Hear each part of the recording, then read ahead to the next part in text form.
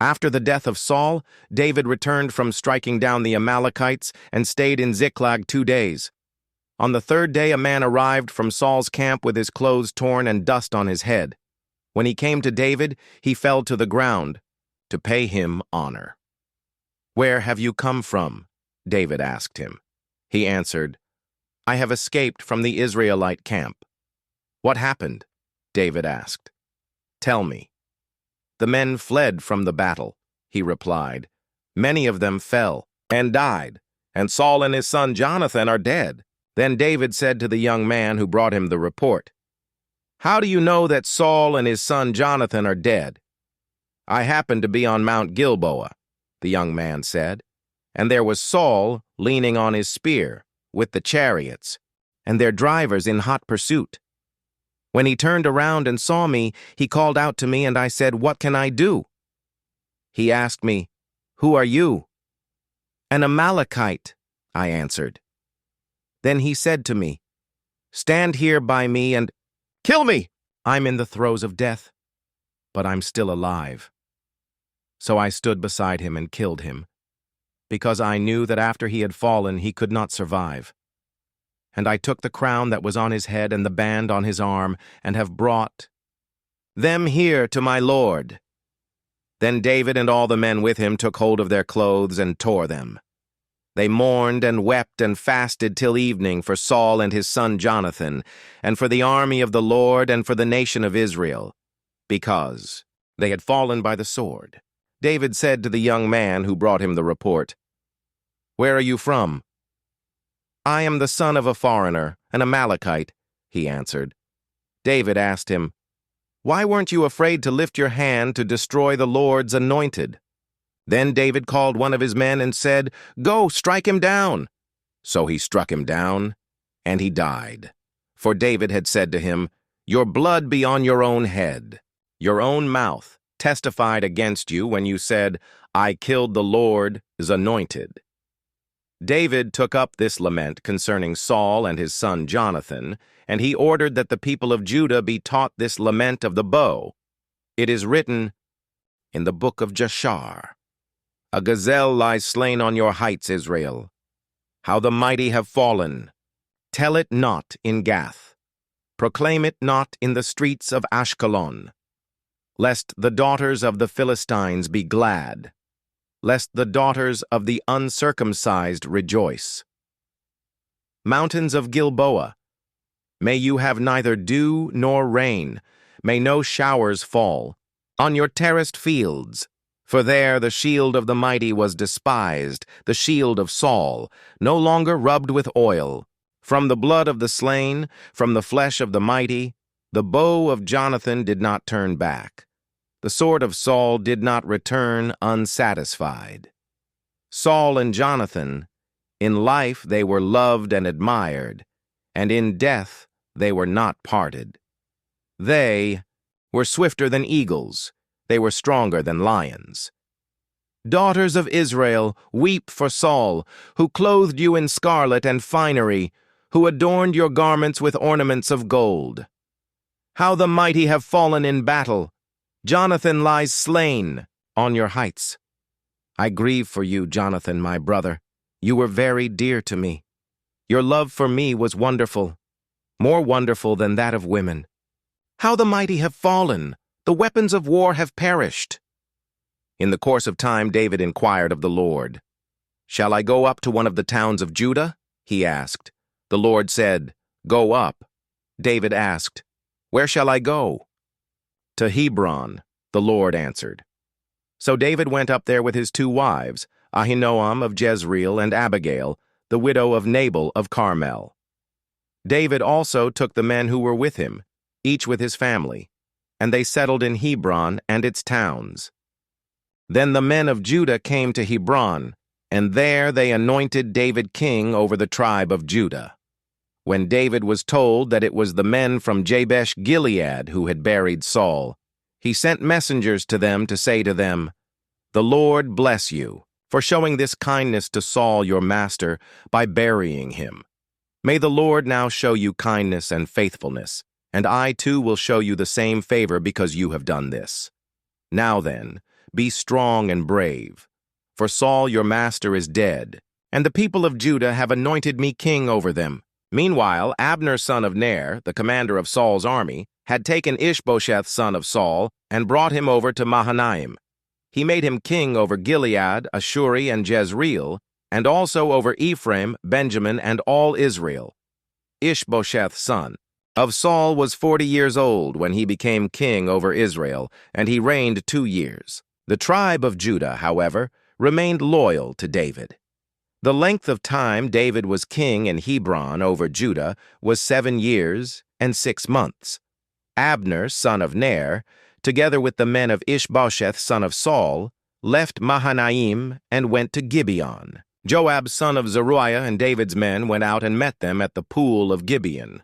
One group sat down on one side of the pool and one group on the other side. Then Abner said to Joab, "Let's have some of the young men get up and fight hand to hand in front of us." "All right, let them do it," Joab said. So they stood up and were counted off, 12 men for Benjamin and Ishbosheth son of Saul, and 12 for David. Then each man grabbed his opponent by the head and thrust his dagger into his opponent's side, and they fell down together. So that place in Gibeon was called Helkath Hazurim. The battle that day was very fierce, and Abner and the Israelites were defeated by David's men. The 3 sons of Zeruiah were there, Joab, Abishai, and Asahel. Now Asahel was as fleet-footed as a wild gazelle. He chased Abner, turning neither to the right nor to the left as he pursued him. Abner looked behind him and asked, "Is that you, Asahel?" "It is," he answered. Then Abner said to him, "Turn aside to the right or to the left. Take on one of the young men and strip him of his weapons." But Asahel would not stop chasing him. Again, Abner warned Asahel, "Stop chasing me. Why should I strike you down? How could I look your brother Joab in the face?" But Asahel refused to give up the pursuit, so Abner thrust the butt of his spear into Asahel's stomach, and the spear came out through his back. He fell there and died on the spot. And every man stopped when he came to the place where Asahel had fallen and died. But Joab and Abishai pursued Abner, and as the sun was setting, they came to the hill of Ammah, near Giah, on the way to the wasteland of Gibeon. Then the men of Benjamin rallied behind Abner. They formed themselves into a group and took their stand on top of a hill. Abner called out to Joab, "Must the sword devour forever? Don't you realize that this will end in bitterness?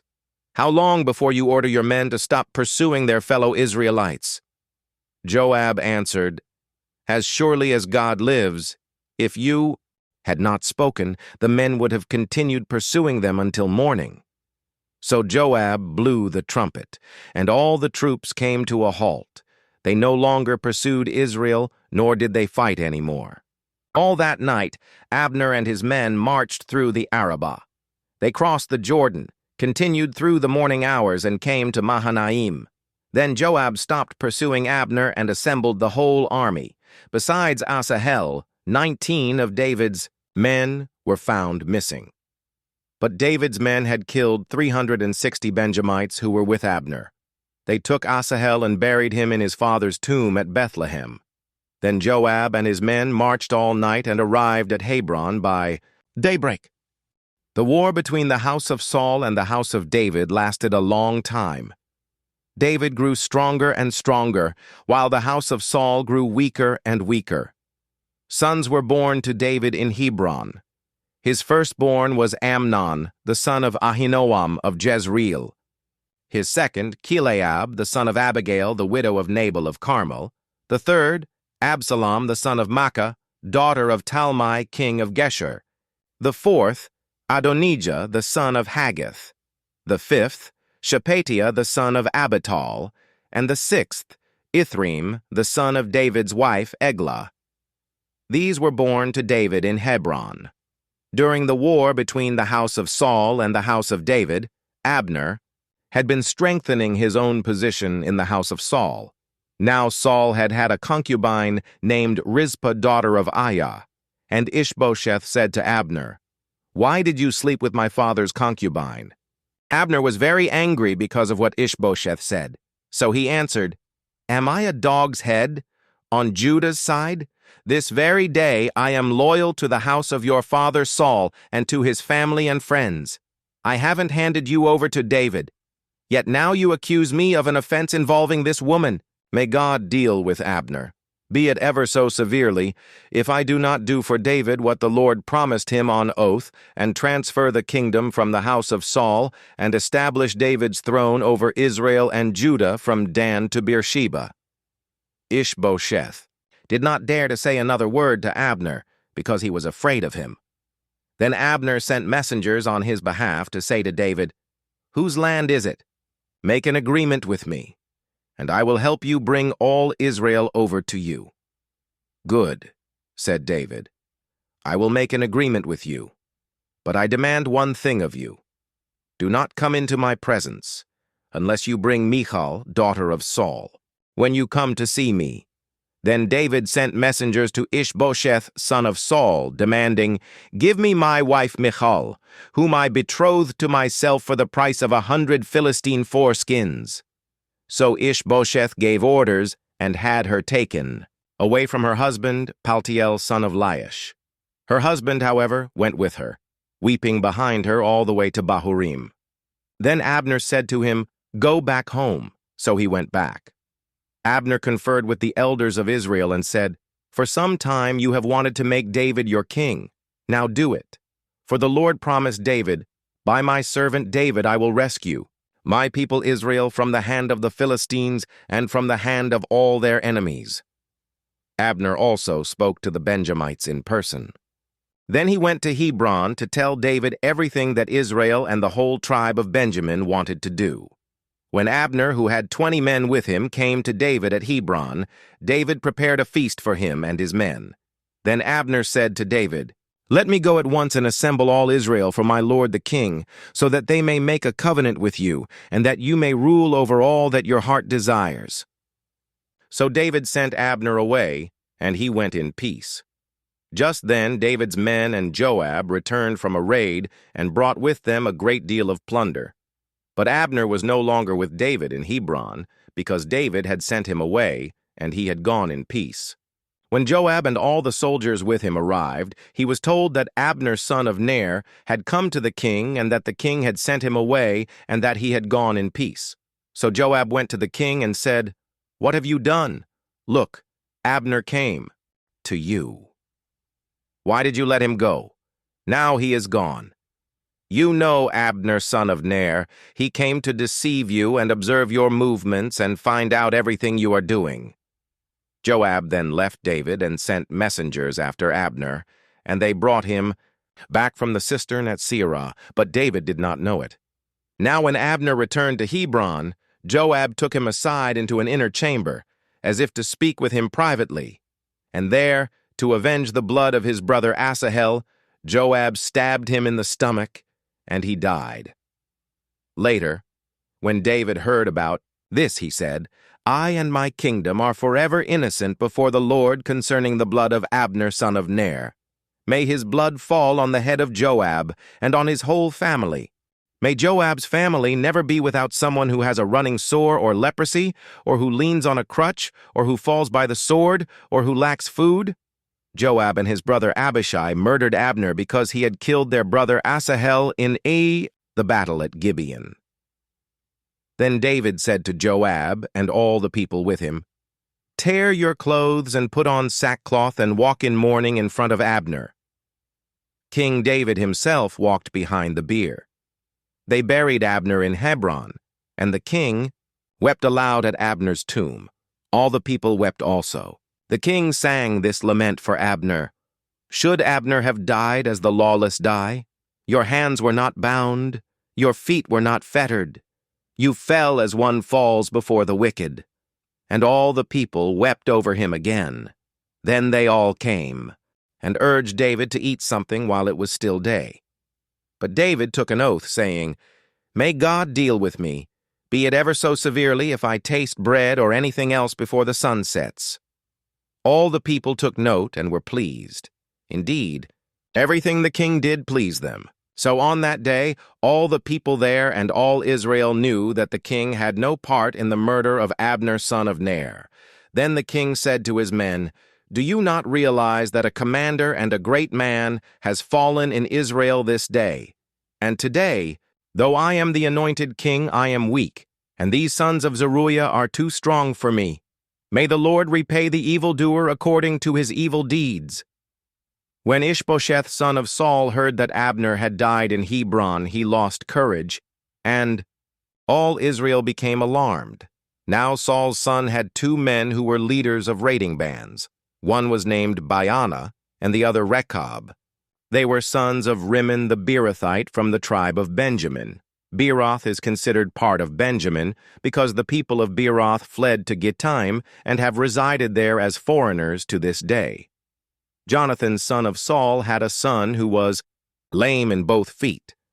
He was 5 years old when the news about Saul and Jonathan came from Jezreel. His nurse picked him up and fled, but as she hurried to leave, he fell and became disabled. His name was Mephibosheth. Now Rechab and Baanah, the sons of Rimmon the Beerothite, set out for the house of Ishbosheth, and they arrived there in the heat of the day while he was taking his noonday rest. They went into the inner part of the house as if to get some wheat, and they stabbed him in the stomach. Then Rechab and his brother Baanah slipped away. They had gone into the house while he was lying on the bed in his bedroom. After they stabbed and killed him, they cut off his head. Taking it with them, they traveled all night by way of the Arabah. They brought the head of Ishbosheth to David at Hebron, and said to the king, "Here is the head of Ishbosheth, son of Saul, your enemy, who tried to kill you. This day the Lord has avenged my lord the king against Saul and his offspring." David answered Rechab and his brother Baanah, the sons of Rimmon the Beerothite, "As surely as the Lord lives, who has delivered me out of every trouble, when someone told me, 'Saul is dead,' and thought he was bringing good news, I seized him and put him to death in Ziklag. That was the reward I gave him for his news. How much more, when wicked men have killed an innocent man in his own house and on his own bed, should I not now demand his blood from your hand and rid the earth of you?" So David gave an order to his men, and they killed them. They cut off their hands and feet and hung the bodies by the pool in Hebron. But they took the head of Ishbosheth and buried it in Abner's tomb at Hebron. All the tribes of Israel came to David at Hebron and said, "We are your own flesh and blood. In the past, while Saul was king over us, you were the one who led Israel on their military campaigns. And the Lord said to you, 'You will shepherd my people Israel, and you will become their ruler.'" When all the elders of Israel had come to King David at Hebron, the king made a covenant with them at Hebron before the Lord, and they anointed David king over Israel. David was 30 years old when he became king, and he reigned 40 years. In Hebron he reigned over Judah 7 years and 6 months, and in Jerusalem he reigned over all Israel and Judah 33 years. The king and his men marched to Jerusalem to attack the Jebusites, who lived there. The Jebusites said to David, "You will not get in here. Even the blind and the lame can ward you off." They thought, "David cannot get in here." Nevertheless, David captured the fortress of Zion, which is the city of David. On that day, David had said, "Anyone who conquers the Jebusites will have to use the water shaft to reach those lame and blind who are David's enemies." That is why they say, "The blind and lame will not enter the palace." David then took up residence in the fortress and called it the City of David. He built up the area around it, from the terraces inward, and he became more and more powerful, because the Lord God Almighty was with him. Now Hiram king of Tyre sent envoys to David, along with cedar logs and carpenters and stonemasons, and they built a palace for David. Then David knew that the Lord had established him as king over Israel, and had exalted his kingdom for the sake of his people Israel. After he left Hebron, David took more concubines and wives in Jerusalem, and more sons and daughters were born to him. These are the names of the children born to him there: Shammua, Shobab, Nathan, Solomon, Ibhar, Elishua, Nepheg, Japhia. When the Philistines heard that David had been anointed king over Israel, they went up in full force to search for him.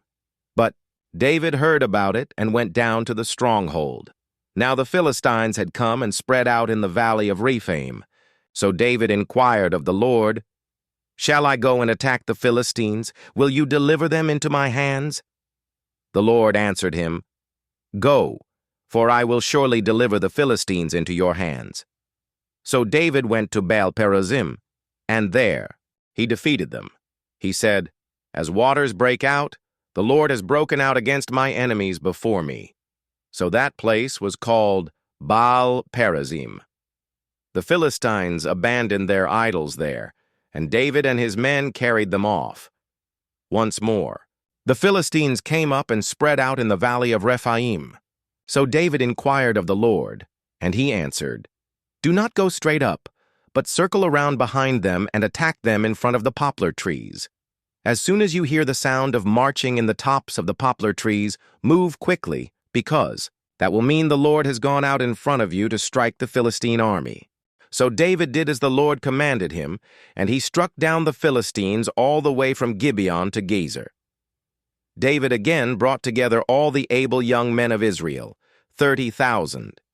He and all his men went to Bala in Judah to bring up from there the ark of God, which is called by the name of the Lord Almighty, who is enthroned between the cherubim on the ark. They set the ark of God on a new cart, and brought it from the house of Abinadab, which was on the hill.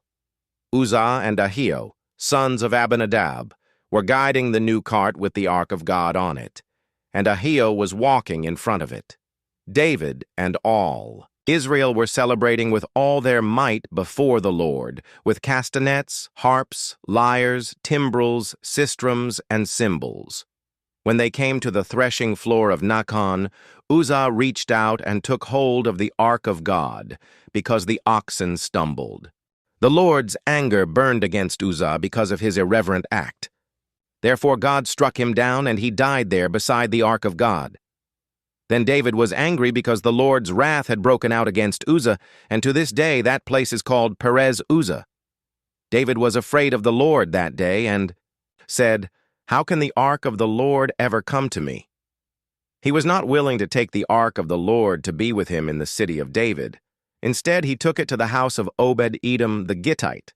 The ark of the Lord remained in the house of Obed-Edom the Gittite for 3 months, and the Lord blessed him and his entire household. Now King David was told, "The Lord has blessed the household of Obed-Edom and everything he has, because of the ark of God." So David went to bring up the ark of God from the house of Obed-Edom to the city of David with rejoicing.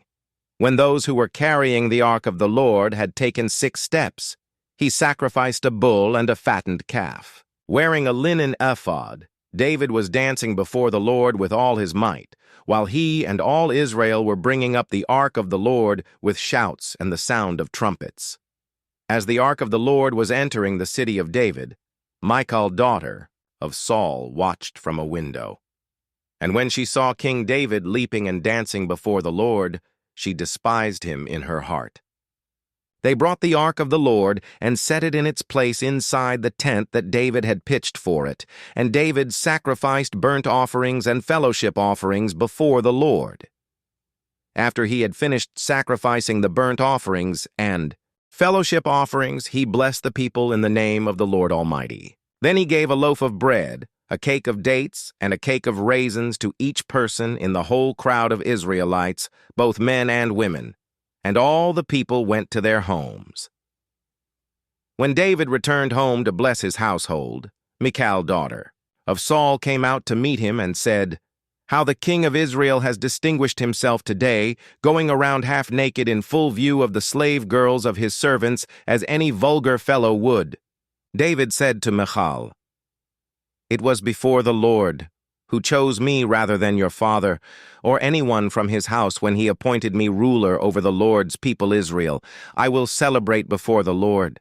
I will become even more undignified than this, and I will be humiliated in my own eyes. But by these slave girls you spoke of, I will be held in honor. And Michal, daughter of Saul, had no children to the day of her death. After the king was settled in his palace and the Lord had given him rest from all his enemies around him, he said to Nathan the prophet, "Here I am, living in a house of cedar, while the ark of God remains in a tent." Nathan replied to the king, "Whatever you have in mind, go ahead and do it, for the Lord is with you." But that night, the word of the Lord came to Nathan, saying, "Go and tell my servant David, this is what the Lord says. Are you the one to build me a house to dwell in? I have not dwelt in a house from the day I brought the Israelites up out of Egypt to this day. I have been moving from place to place with a tent as my dwelling. Wherever I have moved with all the Israelites, did I ever say to any of their rulers whom I commanded to shepherd my people Israel, 'Why have you not built me a house of cedar?' Now then, tell my servant David, this is what the Lord Almighty says. I took you from the pasture, from tending the flock, and appointed you ruler over my people Israel.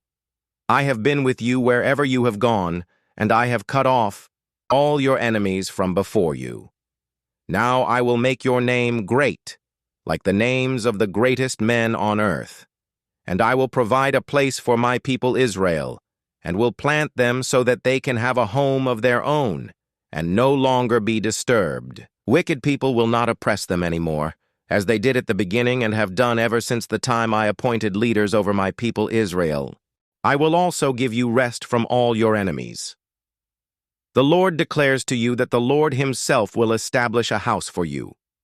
When your days are over and you rest with your ancestors, I will raise up your offspring to succeed you, your own flesh and blood, and I will establish his kingdom. He is the one who will build a house for my name, and I will establish the throne of his kingdom forever. I will be his father, and he will be my son. When he does wrong, I will punish him with a rod wielded by men, with floggings inflicted by human hands. But my love will never be taken away from him, as I took it away from Saul, whom I removed from before you. Your house and your kingdom will endure forever before me. Your throne will be established forever." Nathan reported to David all the words of this entire revelation. Then King David went in and sat before the Lord, and he said, "Who am I, sovereign Lord, and what is my family, that you have brought me this far?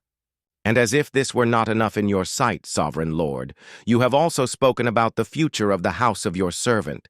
And this decree, sovereign Lord, is for a mere human. What more can David say to you? For you know your servant, sovereign Lord. For the sake of your word and according to your will, you have done this great thing and made it known to your servant. How great you are, sovereign Lord! There is no one like you, and there is no God but you, as we have heard with our own ears. And who is like your people Israel, the one nation on earth that God went out to redeem as a people for himself, and to make a name for himself, and to perform great and awesome wonders by driving out nations and their gods from before your people, whom you redeemed from Egypt? You have established your people Israel as your very own forever, and you, Lord, have become their God. And now, Lord God, keep forever the promise you have made concerning your servant and his house. Do as you promised, so that your name will be great forever. Then people will say, 'The Lord Almighty is God over Israel, and the house of your servant David will be established in your sight.' Lord Almighty, God of Israel, you have revealed this to your servant, saying, 'I will build a house for you.' So your servant has found courage to pray this prayer to you. Sovereign Lord, you are God. Your covenant is trustworthy, and you have promised these good things to your servant. Now be pleased to bless the house of your servant, that it may continue forever in your sight. For you, sovereign Lord, have spoken, and with your blessing the house of your servant will be blessed forever. In the course of time, David defeated the Philistines and subdued them, and he took Methegama from the control of the Philistines. David also defeated the Moabites. He made them lie down on the ground and measured them off with a length of cord. Every 2 lengths of them were put to death, and the 3rd length was allowed to live. So the Moabites became subject to David and brought him tribute. Moreover, David defeated Hadadezer, son of Rehob, king of Zobah, when he went to restore his monument at the Euphrates River. David captured 1,000 of his chariots, 7,000 charioteers, and 20,000-foot soldiers. He hamstrung all but 100 of the chariot horses. When the Arameans of Damascus came to help Hadadezer, king of Zobah, David struck down 22,000 of them. He put garrisons in the Aramean kingdom of Damascus, and the Arameans became subject to him and brought tribute. The Lord gave David victory wherever he went. David took the gold shields that belonged to the officers of Hadadezer and brought them to Jerusalem. From Tebah and Berothai, towns that belonged to Hadadezer, King David took a great quantity of bronze. When Tou, king of Hamath, heard that David had defeated the entire army of Hadadezer, he sent his son Joram to King David to greet him and congratulate him on his victory in battle over Hadadezer, who had been at war with Tou. Joram brought with him articles of silver, of gold, and of bronze. King David dedicated these articles to the Lord, as he had done with the silver and gold from all the nations he had subdued: Edom and Moab, the Ammonites and the Philistines, and Amalek. He also dedicated the plunder taken from Hadadezer, son of Rehob, king of Zobah. And David became famous after he returned from striking down 18,000 Edomites in the Valley of Salt. He put garrisons throughout Edom, and all the Edomites became subject to David. The Lord gave David victory wherever he went.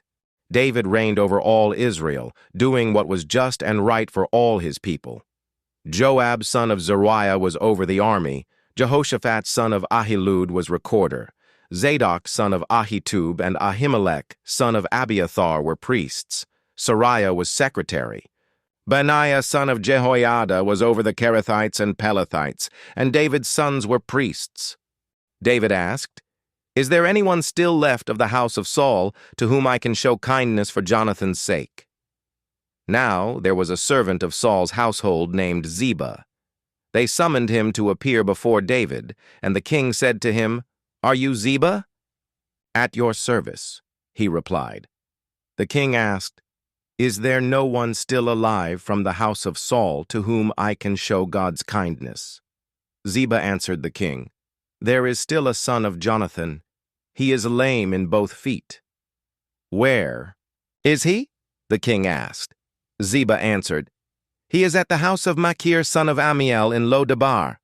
So King David had him brought from Lo-debar, from the house of Machir, son of Ammiel. When Mephibosheth, son of Jonathan, the son of Saul, came to David, he bowed down to pay him honor. David said, "Mephibosheth." "At your service," he replied. "Don't be afraid," David said to him, "for I will surely show you kindness for the sake of your father Jonathan. I will restore to you all the land that belonged to your grandfather Saul, and you will always eat at my table." Mephibosheth bowed down and said, "What is your servant, that you should notice a dead dog like me?" Then the king summoned Ziba, Saul's steward, and said to him, "I have given your master's grandson everything that belonged to Saul and his family. You and your sons and your servants are to farm the land for him and bring in the crops, so that your master's grandson may be provided for, and Mephibosheth, grandson of your master, will always eat at my table." Now Ziba had 15 sons and 20 servants. Then Ziba said to the king, "Your servant will do whatever my lord the king commands his servant to do." So Mephibosheth ate at David's table like one of the king's sons. Mephibosheth had a young son named Micah, and all the members of Ziba's household were servants of Mephibosheth. And Mephibosheth lived in Jerusalem, because he always ate at the king's table. He was lame in both feet. In the course of time, The king of the Ammonites died, and his son Hanun succeeded him as king. David thought, I will show kindness to Hanun, son of Nahash, just as his father showed kindness to me. So David sent a delegation to express his sympathy to Hanun concerning his father. When David's men came to the land of the Ammonites, the Ammonite commanders said to Hanun their lord, Do you think David is honoring your father by sending envoys to you to express sympathy? Hasn't David sent them to you only to explore the city and spy it out and overthrow it? So Hanun seized David's envoys, shaved off half of each man's beard, cut off their garments at the buttocks, and sent them away. When David was told about this, he sent messengers to meet the men, for they were greatly humiliated.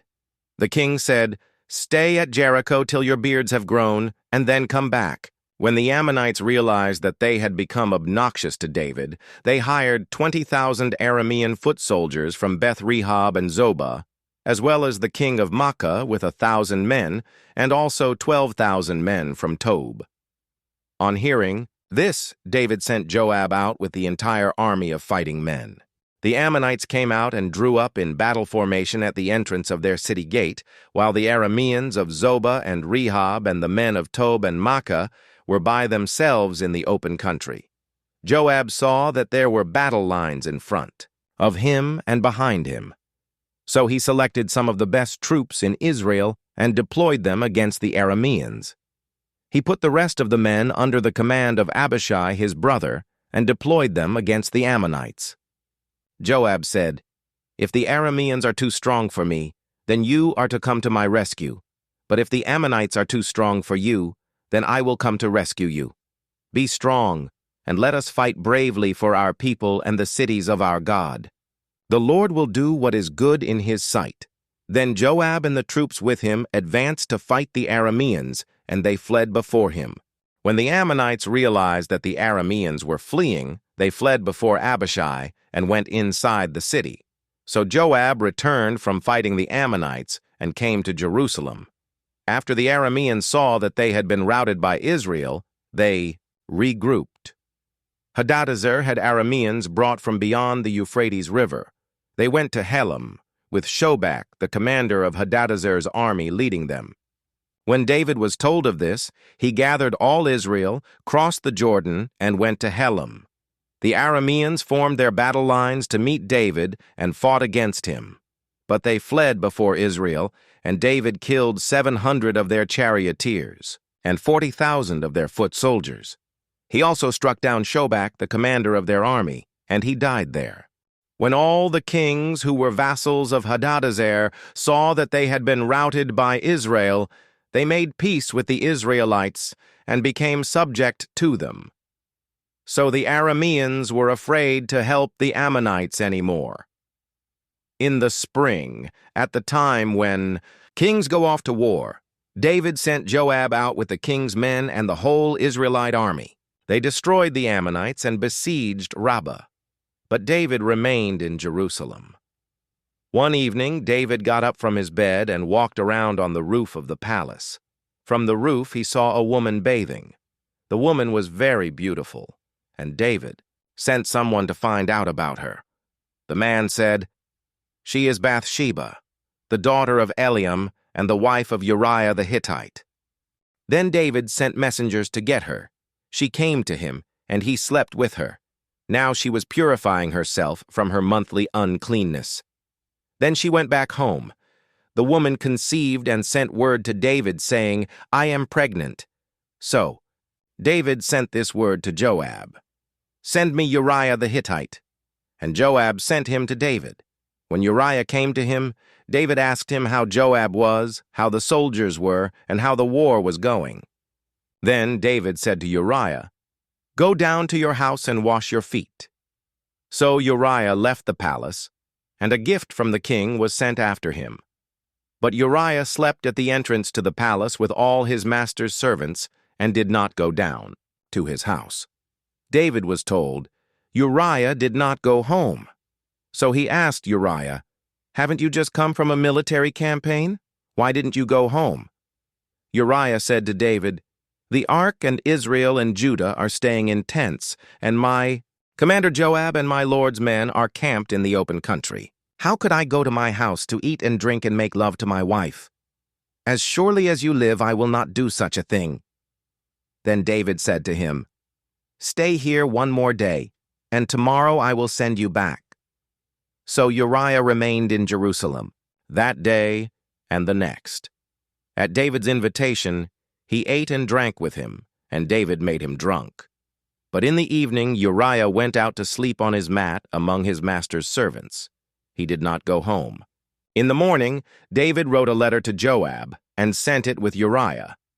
In it he wrote, "Put Uriah out in front where the fighting is fiercest, then withdraw from him so he will be struck down and die." So while Joab had the city under siege, he put Uriah at a place where he knew the strongest defenders were.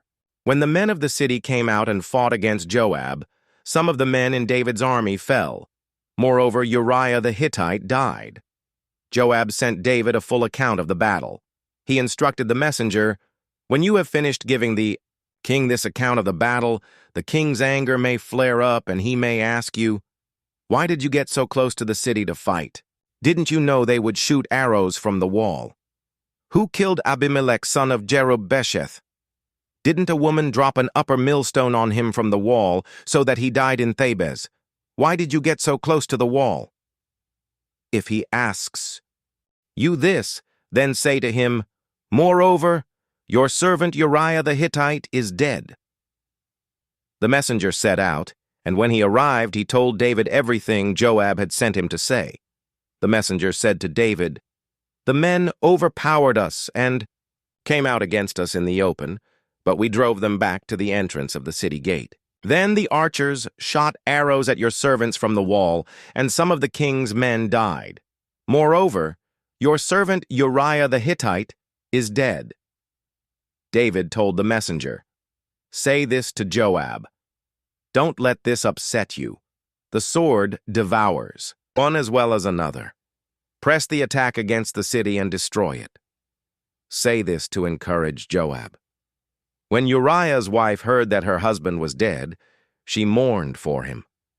After the time of mourning was over, David had her brought to his house, and she became his wife and bore him a son. But the thing David had done displeased the Lord. The Lord sent Nathan to David. When he came to him, he said, "There were two men in a certain town, one rich and the other poor. The rich man had a very large number of sheep and cattle, but the poor man had nothing except one little ewe lamb he had bought. He raised it, and it grew up with him and his children. It shared his food, drank from his cup, and even slept in his arms. It was like a daughter to him. Now a traveler came to the rich man, but the rich man refrained from taking one of his own sheep or cattle to prepare a meal for the traveler who had come to him. Instead, he took the ewe lamb that belonged to the poor man and prepared it for the one who had come to him." David burned with anger against the man and said to Nathan, "As surely as the Lord lives, the man who did this must die. He must pay for that lamb 4 times over, because he did such a thing and had no pity." Then Nathan said to David, "You are the man. This is what the Lord, the God of Israel, says, I anointed you king over Israel, and I delivered you from the hand of Saul. I gave your master's house to you, and your master's wives into your arms. I gave you all Israel and Judah. And if all this had been too little, I would have given you even more. Why did you despise the word of the Lord by doing what is evil in his eyes? You struck down Uriah the Hittite with the sword and took his wife to be your own. You killed him with the sword of the Ammonites. Now therefore, the sword will never depart from your house, because you despised me and took the wife of Uriah the Hittite to be your own. This is what the Lord says. Out of your own household I am going to bring calamity on you. Before your very eyes I will take your wives and give them to one who is close to you, and he will sleep with your wives in broad daylight. You did it in secret, but I will do this thing in broad daylight before all Israel." Then David said to Nathan, "I have sinned against the Lord." Nathan replied, "The Lord has taken away your sin. You are not going to die. But because by doing this you have shown utter contempt for the Lord, the son born to you will die." After Nathan had gone home, the Lord struck the child that Uriah's wife had borne to David, and he became ill. David pleaded with God for the child. He fasted and spent the nights lying in sackcloth on the ground. The elders of his household stood beside him to get him up from the ground, but he refused, and he would not eat any food with them. On the seventh day, the child died. David's attendants were afraid to tell him that the child was dead, for they thought, "While the child was still living, he wouldn't listen to us when we spoke to him. How can we now tell him the child is dead? He may do something desperate." David noticed that his attendants were whispering among themselves, and he realized the child was dead. "Is the child dead?" he asked. "Yes," they replied. "He is dead." Then David got up from the ground. After he had washed, put on lotions, and changed his clothes, he went into the house of the Lord and worshipped. Then he went to his own house, and at his request they served him food, and he ate. His attendants asked him, "Why are you acting this way? While the child was alive, you fasted and wept, but now that the child is dead, you get up and eat." He answered, "While the child was still alive, I fasted and wept. I thought, who knows? The Lord may be gracious to me and let the child live. But now that he is dead, why should I go on fasting? Can I bring him back again? I will go to him, but he will not return to me." Then David comforted his wife Bathsheba, and he went to her and made love to her. She gave birth to a son, and they named him Solomon. The Lord loved him, and because the Lord loved him, he sent word through Nathan the prophet to name him Jedediah. Meanwhile, Joab fought against Rabbah of the Ammonites and captured the royal citadel. Joab then sent messengers to David, saying, "I have fought against Rabbah and taken its water supply. Now muster the rest of the troops and besiege the city and capture it. Otherwise I will take the city, and it will be named after me." So David mustered the entire army and went to Rabbah and attacked and captured it. David took the crown from their king's head, and it was placed on his own head. It weighed a talent of gold, and it was set with precious stones. David took a great quantity of plunder from the city and brought out the people who were there, consigning them to labor with saws and with iron picks and axes, and he made them work at brickmaking. David did this to all the Ammonite towns. Then he and his entire army returned to Jerusalem. In the course of time, Amnon, son of David, fell in love with Tamar, the beautiful sister of Absalom, son of David. Amnon became so obsessed with his sister Tamar that he made himself ill. She was a virgin, and it seemed impossible for him to do anything to her. Now Amnon had an advisor named Jonadab, son of Shemaiah, David's brother. Jonadab was a very shrewd man. He asked Amnon, "Why do you, the king's son, look so haggard morning after morning? Won't you tell me?" Amnon said, "To him, I'm in love with Tamar, my brother Absalom's sister." "Go to bed and pretend to be ill," Jonadab said. "When your father comes to see you, say to him, 'I would like my sister Tamar to come and give me something to eat. Let her prepare the food in my sight so I may watch her and then eat it from her hand.'" So Amnon lay down and pretended to be ill. When the king came to see him, Amnon said to him, "I would like my sister Tamar to come and make some special bread in my sight, so I may eat from her hand." David sent word to Tamar at the palace, "Go to the house of your brother Amnon and prepare some food for him." So Tamar went to the house of her brother Amnon, who was lying down.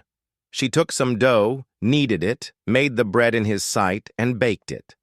Then she took the pan and served him the bread, but he refused to eat.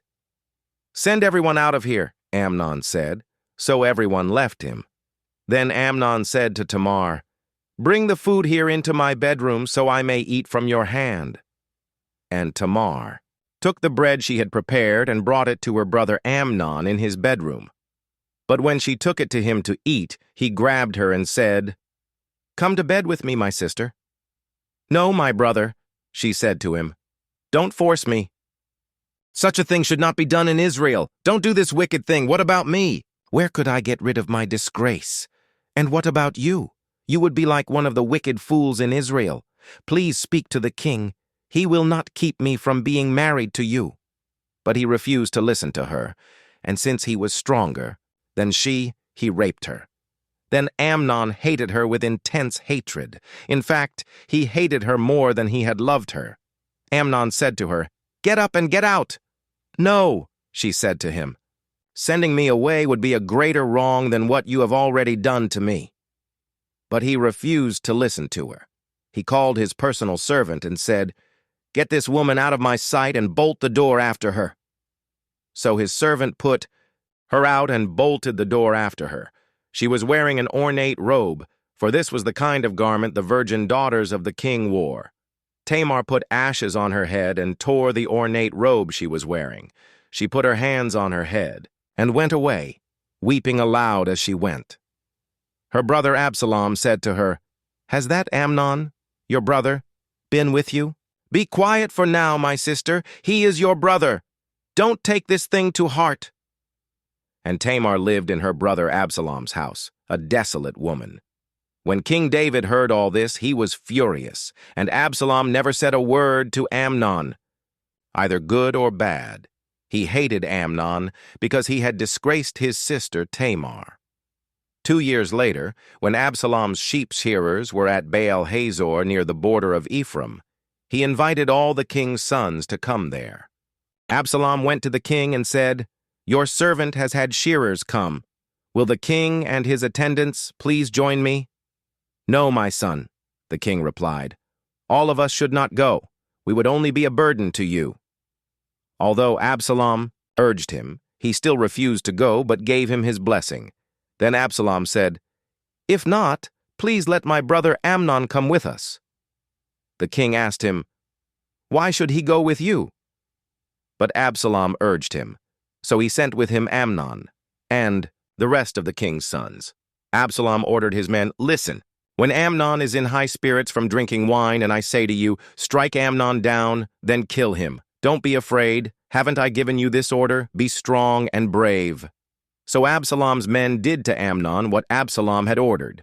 Then all the king's sons got up, mounted their mules, and fled. While they were on their way, the report came to David. "Absalom has struck down all the king's sons. Not one of them is left."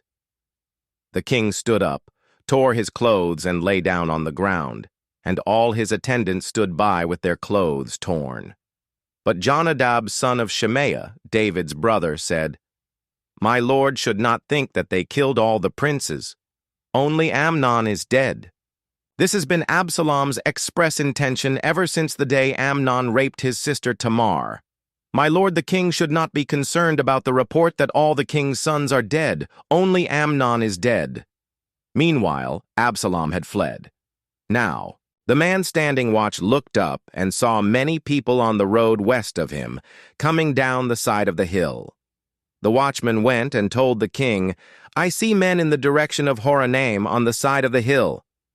Jonadab said to the king, "See, the king's sons have come. It has happened just as your servant said." As he finished speaking, the king's sons came in, wailing loudly. The king, too, and all his attendants wept very bitterly. Absalom fled and went to Talmai, son of Ammihud, the king of Geshur. But King David mourned many days for his son. After Absalom fled and went to Geshur, he stayed there 3 years. And King David longed to go to Absalom, for he was consoled concerning Amnon's death. Joab, son of Zeruiah, knew that the king's heart longed for Absalom. So Joab sent someone to Tekoa and had a wise woman brought from there. He said to her, "Pretend you are in mourning. Dress in mourning clothes and don't use any cosmetic. Lotions. Act like a woman who has spent many days grieving for the dead, then go to the king and speak these words to him." And Joab put the words in her mouth. When the woman from Tekoa went to the king, she fell with her face to the ground to pay him honor, and she said, "Help me, your majesty." The king asked her, "What is troubling you?" She said, "I am a widow. My husband is dead. Your servant had 2 sons.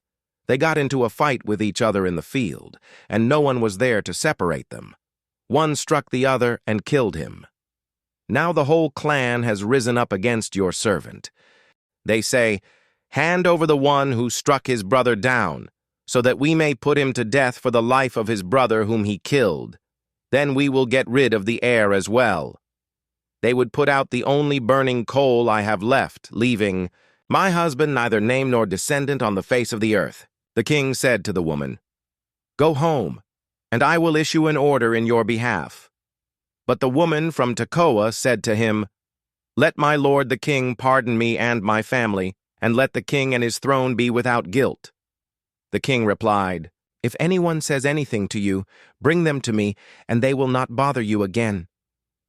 She said, "Then let the king invoke the Lord his God to prevent the avenger of blood from adding to the destruction, so that my son will not be destroyed." "As surely as the Lord lives," he said, "not one hair of your son's head will fall to the ground." Then the woman said, "Let your servant speak a word to my lord the king." "Speak," he replied. The woman said, "Why then have you devised a thing like this against the people of God? When the king says this, does he not convict himself?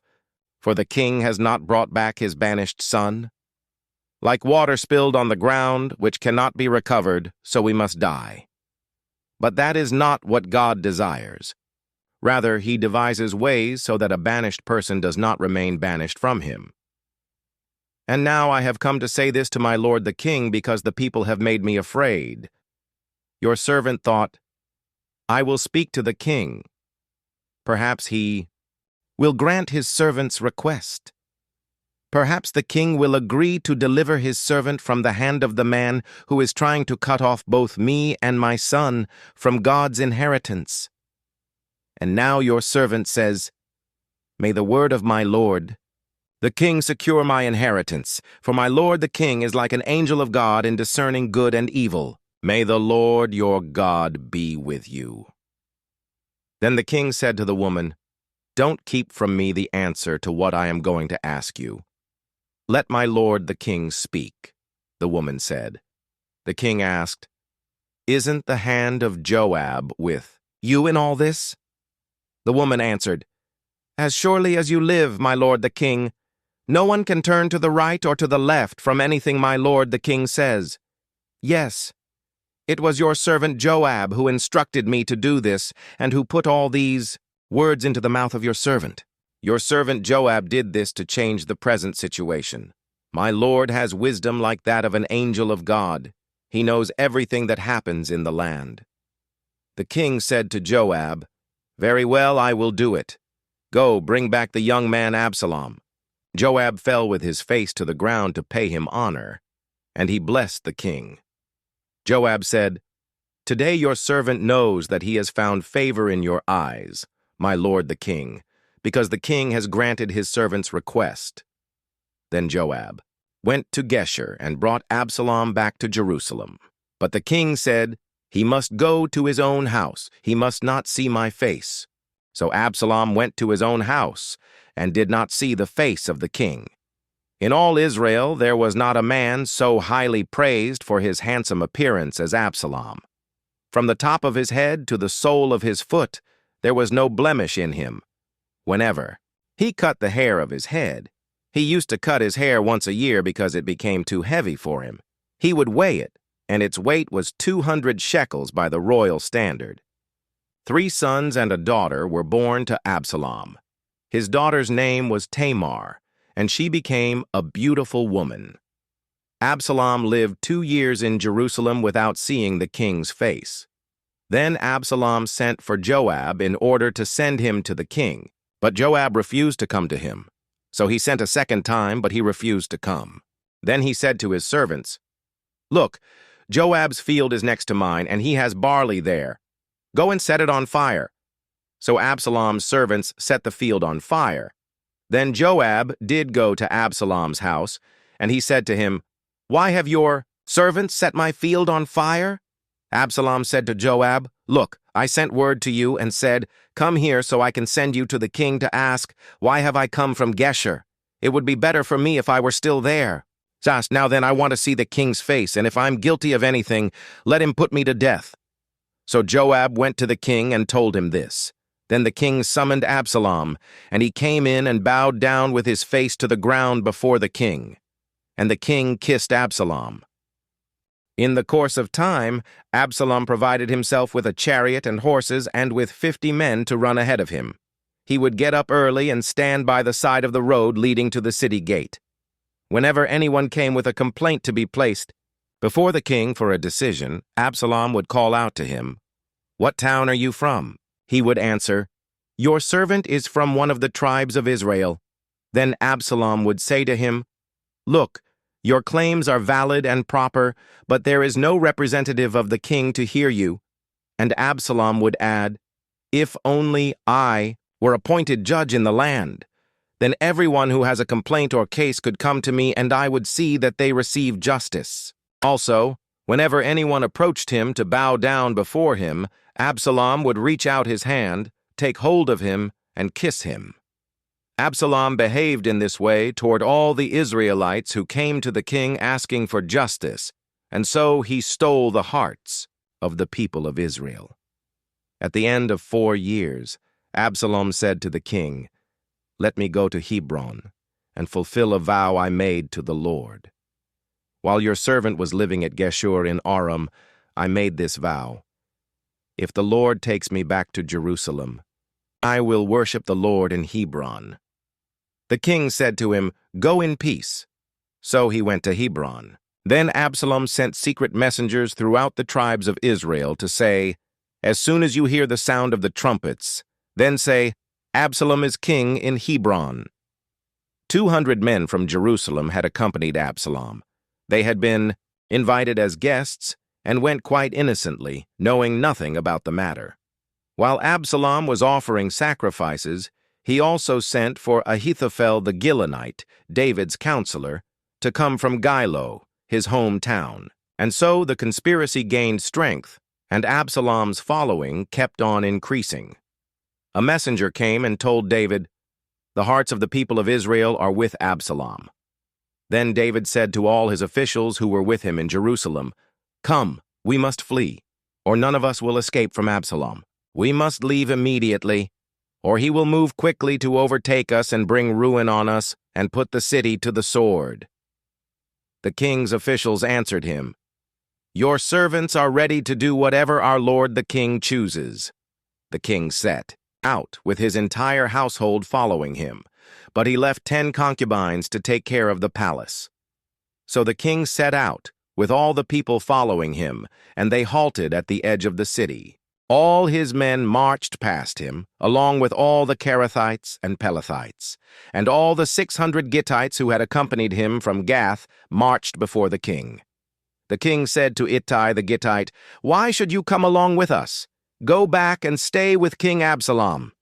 You are a foreigner, an exile from your homeland. You came only yesterday, and today shall I make you wander about with us when I do not know where I am going? Go back and take your people with you. May the Lord show you kindness and faithfulness." But Ittai replied to the king, "As surely as the Lord lives, and as my lord the king lives, wherever my lord the king may be, whether it means life or death, there will your servant be." David said to Ittai, "Go ahead, march on." So Ittai the Gittite marched on with all his men and the families that were with him. The whole countryside wept aloud as all the people passed by. The king also crossed the Kidron Valley, and all the people moved on toward the wilderness. Zadok was there too, and all the Levites who were with him were carrying the Ark of the Covenant of God. They set down the Ark of God, and Abiathar offered sacrifices until all the people had finished leaving the city. Then the king said to Zadok, "Take the Ark of God back into the city. If I find favor in the Lord's eyes, he will bring me back and let me see it and his dwelling place again. But if he says, 'I am not pleased with you,' then I am ready. Let him do to me whatever seems good to him." The king also said to Zadok the priest, "Do you understand? Go back to the city with my blessing. Take your son Ahimaaz with you, and also Abiathar's son Jonathan. You and Abiathar return with your 2 sons. I will wait at the fords in the wilderness until word comes from you to inform me." So Zadok and Abiathar took the ark of God back to Jerusalem and stayed there. But David continued up the Mount of Olives, weeping as he went. His head was covered, and he was barefoot. All the people with him covered their heads too, and were weeping as they went up. Now David had been told, "Ahithophel is among the conspirators with Absalom." So David prayed, "Lord, turn Ahithophel's counsel into foolishness." When David arrived at the summit, where people used to worship God, Hushai the Archite was there to meet him, his robe torn and dust on his head. David said to him, "If you go with me, you will be a burden to me. But if you return to the city and say to Absalom, 'Your Majesty, I will be your servant. I was your father's servant in the past, but now I will be your servant,' then you can help me by frustrating Ahithophel's advice. Won't the priests Zadok and Abiathar be there with you? Tell them anything you hear in the king's palace. Their 2 sons, Ahimaaz, son of Zadok, and Jonathan, son of Abiathar, are there with them. Send them to me with anything you hear." So Hushai, David's confidant, arrived at Jerusalem as Absalom was entering the city. When David had gone a short distance beyond the summit, there was Ziba, the steward of Mephibosheth, waiting to meet him. He had a string of donkeys saddled and loaded with 200 loaves of bread, 100 cakes of raisins, 100 cakes of figs, and a skin of wine. The king asked Ziba, "Why have you brought these?" Ziba answered, "The donkeys are for the king's household to ride on, the bread and fruit are for the men to eat, and the wine is to refresh those who become exhausted in the wilderness." The king then asked, "Where is your master's grandson?" Ziba said to him, "He is staying in Jerusalem because he thinks, 'Today the Israelites will restore to me my grandfather's kingdom.'" Then the king said to Ziba, "All that belonged to Mephibosheth is now yours." "I humbly bow," Ziba said. "May I find favor in your eyes, my lord the king." As King David approached Bahurim, a man from the same clan as Saul's family came out from there. His name was Shimei, son of Gera, and he cursed as he came out. He pelted David and all the king's officials with stones, though all the troops and the special guard were on David's right and left. As he cursed, Shimei said, get out, you murderer, you scoundrel! The Lord has repaid you for all the blood you shed in the household of Saul, in whose place you have reigned. The Lord has given the kingdom into the hands of your son Absalom. You have come to ruin because you are a murderer." Then Abishai, son of Zeruiah, said to the king, "Why should this dead dog curse my lord the king? Let me go over and cut off his head." But the king said, "What does this have to do with you, you sons of Zeruiah? If he is cursing because," the Lord said to him, "Curse David," who can ask, "Why do you do this?" David then said to Abishai and all his officials, "My son, my own flesh and blood is trying to kill me. How much more, then, this Benjamite? Leave him alone. Let him curse, for the Lord has told him to. It may be that the Lord will look upon my misery and restore to me his covenant blessing instead of his curse today." So David and his men continued along the road while Shimei was going along the hillside opposite him, cursing as he went and throwing stones at him and showering him with dirt. The king and all the people with him arrived at their destination exhausted, and there he refreshed himself. Meanwhile, Absalom and all the men of Israel came to Jerusalem, and Ahithophel was with him. Then Hushai the Archite, David's confidant, went to Absalom and said to him, "Long live the king! Long live the king!" Absalom said to Hushai, "So, this is the love you show your friend? If he's your friend, why didn't you go with him?" Hushai said to Absalom, "No, the one chosen by the Lord, by these people, and by all the men of Israel, his I will be, and I will remain with him. Furthermore, whom should I serve? Should I not serve the son?" Just as I served your father, so I will serve you." Absalom said to Ahithophel, "Give us your advice. What should we do?" Ahithophel answered, "Sleep with your father's concubines, whom he left to take care of the palace. Then all Israel will hear that you have made yourself obnoxious to your father, and the hands of everyone with you will be more resolute." So they pitched a tent for Absalom on the roof, and he slept with his father's concubines in the sight of all Israel. Now in those days the advice Ahithophel gave was like that of one who inquires of God. That was how both David and Absalom regarded all of Ahithophel's advice. Ahithophel said to Absalom, "I would choose 12,000 men and set out tonight in pursuit of David. I would attack him while he is weary and weak. I would strike him with terror, and then all the people with him will flee. I would strike down only the king and bring all the people back to you. The death of the man you seek will mean the return of all. All the people will be unharmed." This plan seemed good to Absalom and to all the elders of Israel. But Absalom said, "Summon also Hushai the Archite, so we can hear what he has to say as well."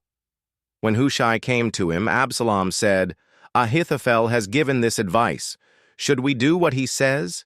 If not, give us your opinion." Hushai replied to Absalom, "The advice Ahithophel has given is not good this time. You know your father and his men. They are fighters, and as fierce as a wild bear robbed of her cubs. Besides, your father is an experienced fighter. He will not spend the night with the troops. Even now, he is hidden in a cave or some other place.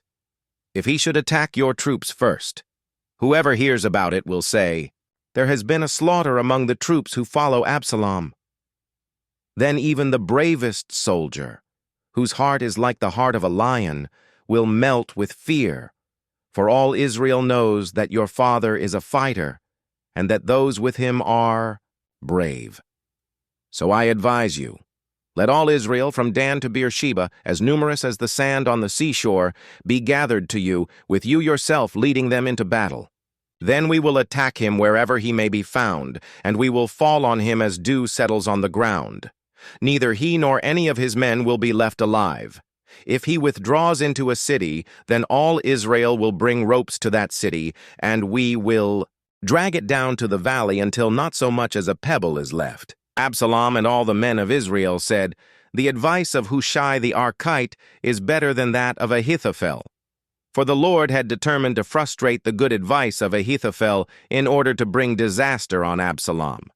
Hushai told Zadok and Abiathar the priests, "Ahithophel has advised Absalom and the elders of Israel to do such and such, but I have advised them to do so and so.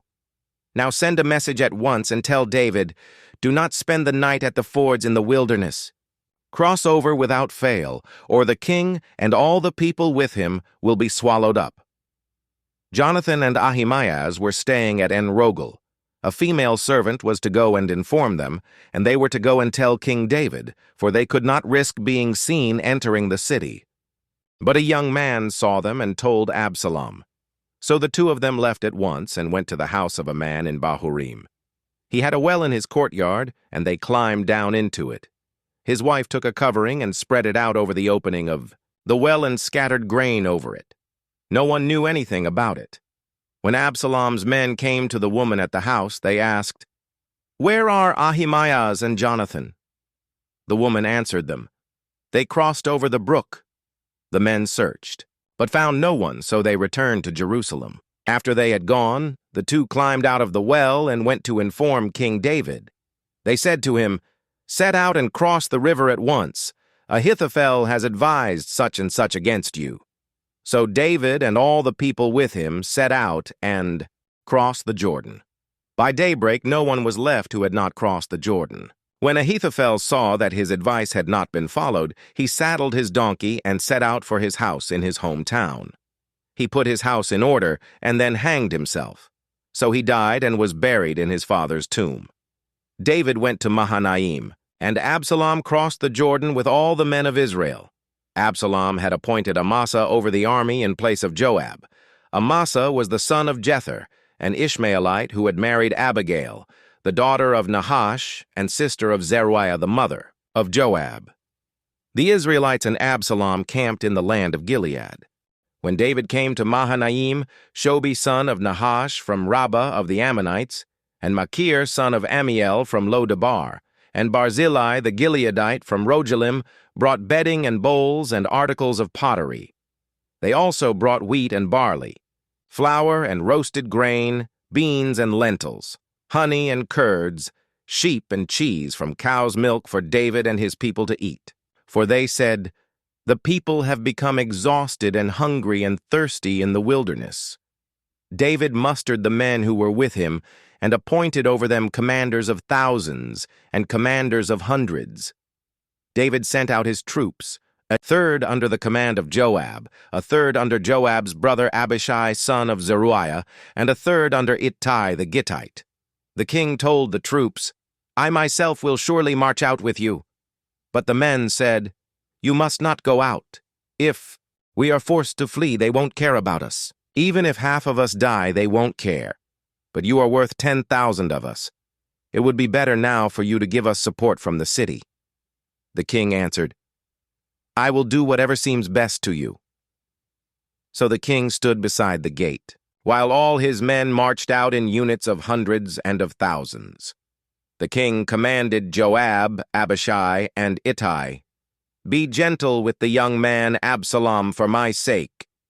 And all the troops heard the king giving orders concerning Absalom to each of the commanders. David's army marched out of the city to fight Israel, and the battle took place in the forest of Ephraim. There Israel's troops were routed by David's men, and the casualties that day were great, 20,000 men. The battle spread out over the whole countryside, and the forest swallowed up more men that day than the sword. Now Absalom happened to meet David's men. He was riding his mule, and as the mule went under the thick branches of a large oak, Absalom's hair got caught in the tree. He was left hanging in midair while the mule he was riding kept on going. When one of the men saw what had happened, he told Joab, "I just saw Absalom hanging in an oak tree." Joab said to the man who had told him this, "What? You saw him? Why didn't you strike him to the ground right there? Then I would have had to give you 10 shekels of silver and a warrior's belt."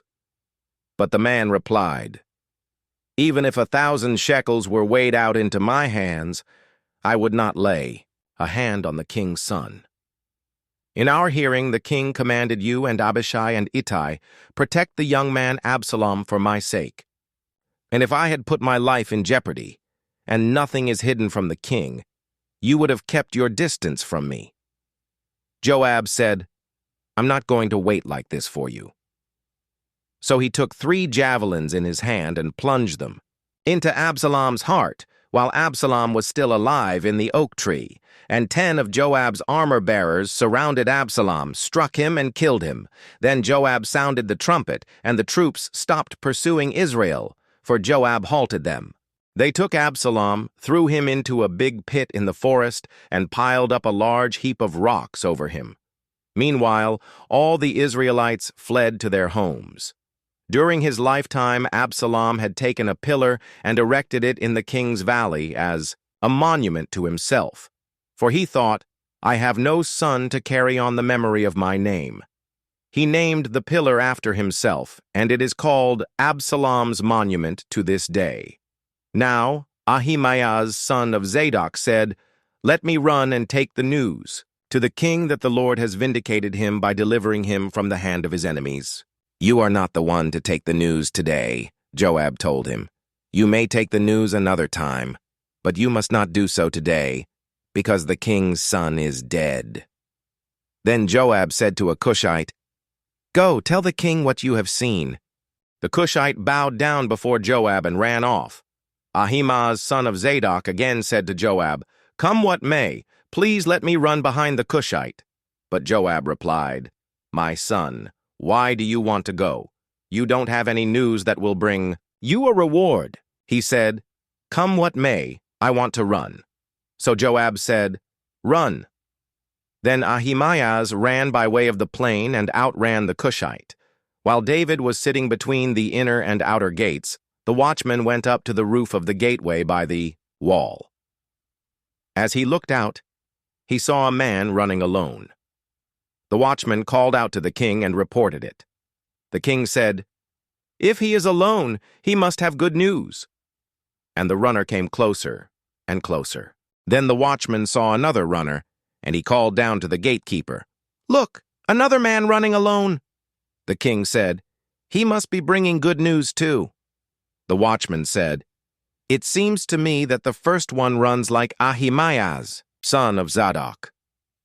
"He's a good man," the king said. "He comes with good news." Then Ahimaaz called out to the king, "All is well." He bowed down before the king with his face to the ground and said, "Praise be to the Lord, your God! He has delivered up those who lifted their hands against my lord the king." The king asked, "Is the young man Absalom safe?"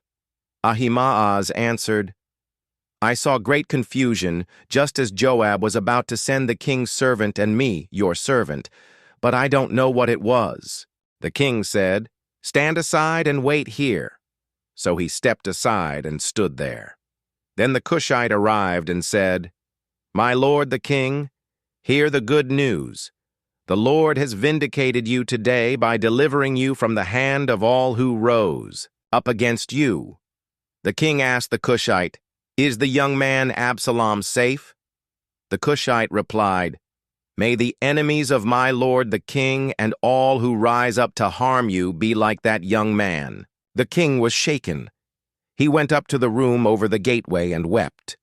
As he went, he said, "Oh, my son Absalom! My son Absalom! If only I had died instead of you! Oh, Absalom, my son, my son!"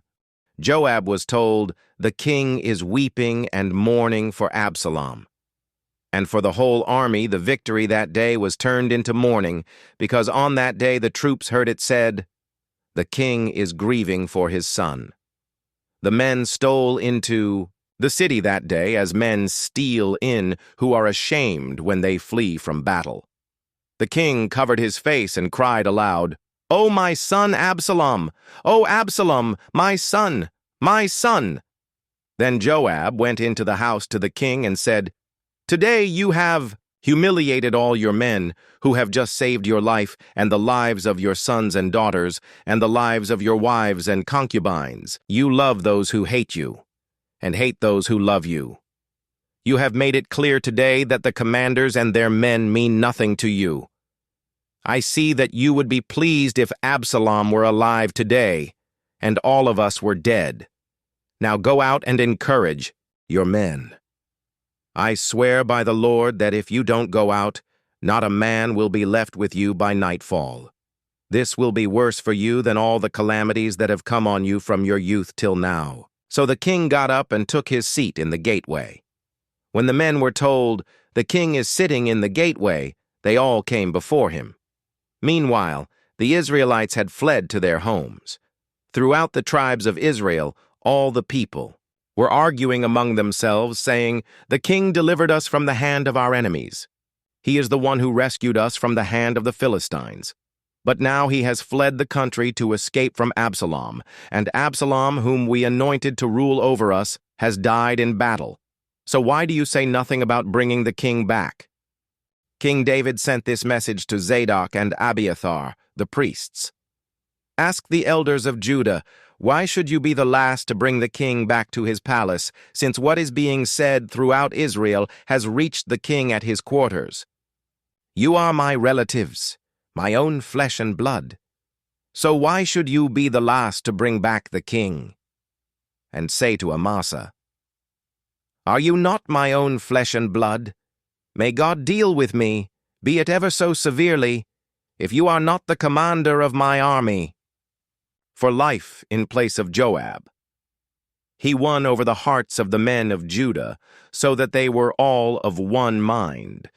They sent word to the king, "Return, you and all your men." Then the king returned and went as far as the Jordan. Now the men of Judah had come to Gilgal to go out and meet the king and bring him across the Jordan. Shimei son of Gera, the Benjamite from Bahurim, hurried down with the men of Judah to meet King David.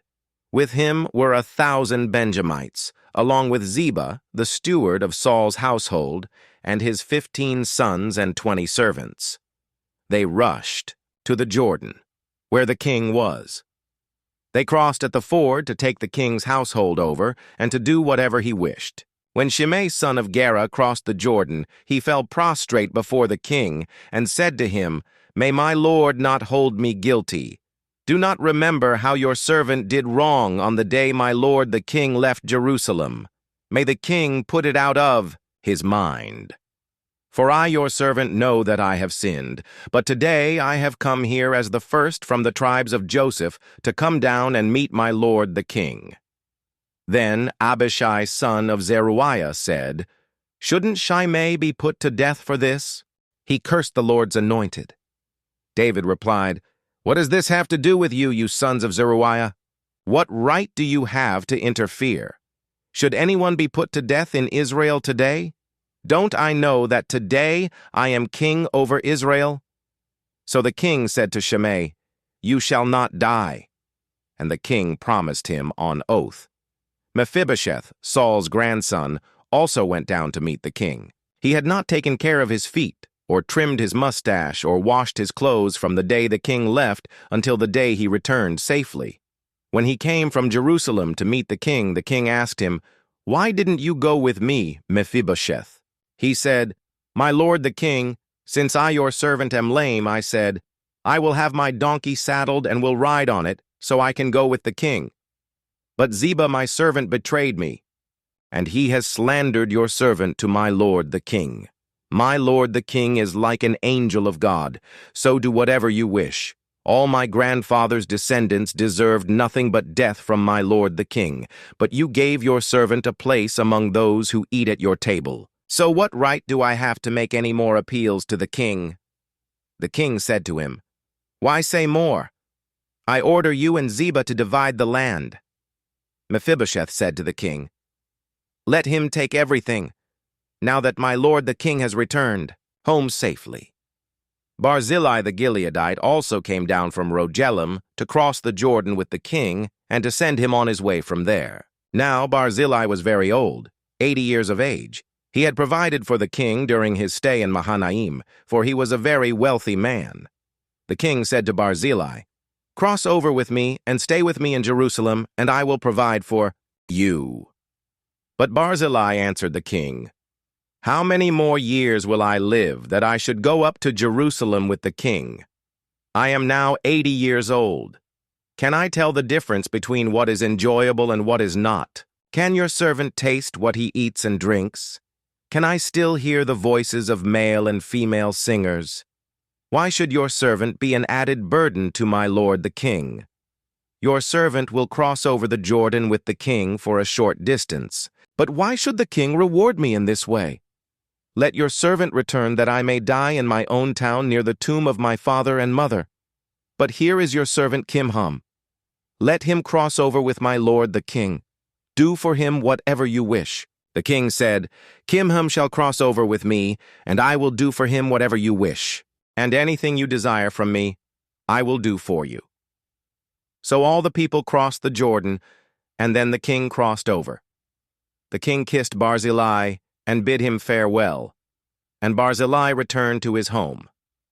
When the king crossed over to Gilgal, Kimham crossed with him. All the troops of Judah and half the troops of Israel had taken the king over. Soon all the men of Israel were coming to the king and saying to him, "Why did our brothers, the men of Judah, steal the king away and bring him and his household across the Jordan together with all his men?" All the men of Judah answered, "The men of Israel, we did this because the king is closely related to us. Why are you angry about it? Have we eaten any of the king's provisions?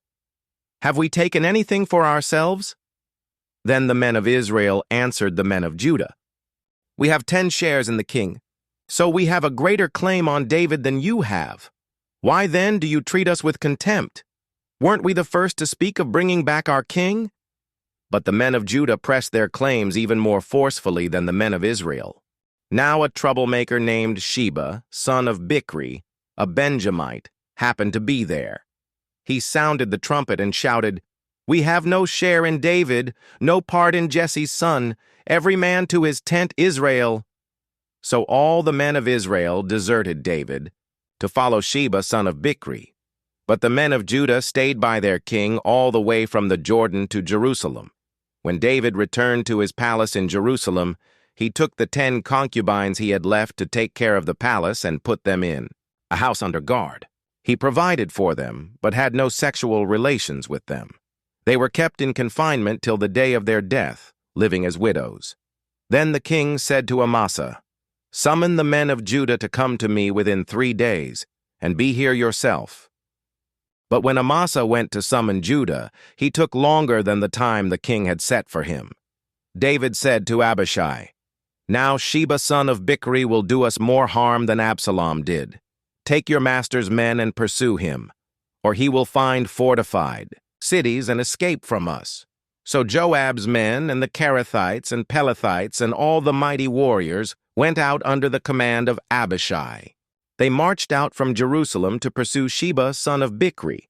While they were at the great rock in Gibeon, Amasa came to meet them. Joab was wearing his military tunic, and strapped over it at his waist was a belt with a dagger in its sheath. As he stepped forward, it dropped out of its sheath. Joab said to Amasa, "How are you, my brother?" Then Joab took Amasa by the beard with his right hand to kiss him. Amasa was not on his guard against the dagger in Joab's hand, and Joab plunged it into his belly, and his intestines spilled out on the ground. Without being stabbed again, Amasa died. Then Joab and his brother Abishai pursued Sheba son of Bichri. One of Joab's men stood beside Amasa and said, "Whoever favors Joab, and whoever is for David, let him follow Joab." Amasa lay wallowing in his blood in the middle of the road, and the man saw that all the troops came to a halt there. When he realized that everyone who came up to Amasa stopped, he dragged him from the road into a field and threw a garment over him. After Amasa had been removed from the road, everyone went on with Joab to pursue Sheba son of Bichri. Sheba passed through all the tribes of Israel to Abel Beth-Maachah and through the entire region of the Bichrites, who gathered together and followed him. All the troops with Joab came and besieged Sheba in Abel Beth-Maachah. They built a siege ramp up to the city, and it stood against the outer fortifications.